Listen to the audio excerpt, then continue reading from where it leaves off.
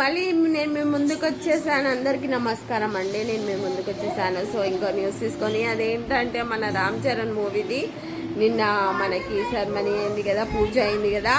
So అందులో మన ఎవరెవరు ఉన్నారు హీరోని చెప్పండి. హీరో రామ్ చరణ్ అండ్ హీరోని జాహ్నవి కపూర్.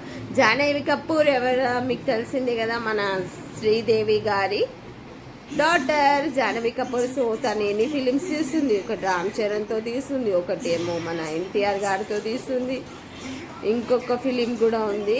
సో మన శ్రీదేవికి ఎప్పటి నుంచో ఉందన్నమాట జాహ్నవి కపూర్ని ఇక్కడ మన ఇండస్ట్రీకి తీసుకురావాలని, టాలీవుడ్ ఇండస్ట్రీకి ఎప్పటి నుంచో తీసుకురావాలనేది.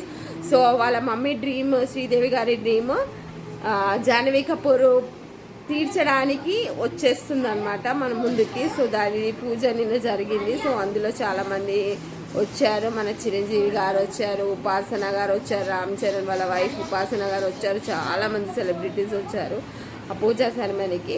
సో అదేంటంటే అది Ram Charan RC16 movie start అయింది. దానికి ఇంకా నేమ్ ఏదో తెలియదు కానీ ఏంటంటే నేను మీతో షేర్ చేసుకోవడానికి ఎందుకు వచ్చానంటే, మన జాహ్నవి కపూర్ శ్రీదేవి వాళ్ళ డాటర్ మన తెలుగు ఇండస్ట్రీకి రావడం అనేది వాళ్ళ మమ్మీది డ్రీమ్ అంట.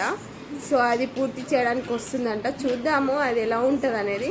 స్టార్ట్ అయితే అయింది పూజ, నిన్ననే అయిపోయింది. సో ఆ ఫిలిం ఏంటి అనేది తర్వాత అప్డేట్స్ ఇస్తాను. సో చాలా రోజుల తర్వాత వచ్చానండి నేను మూవీ రివ్యూస్, ట్రైలర్స్, టీజర్స్ తీసుకొని.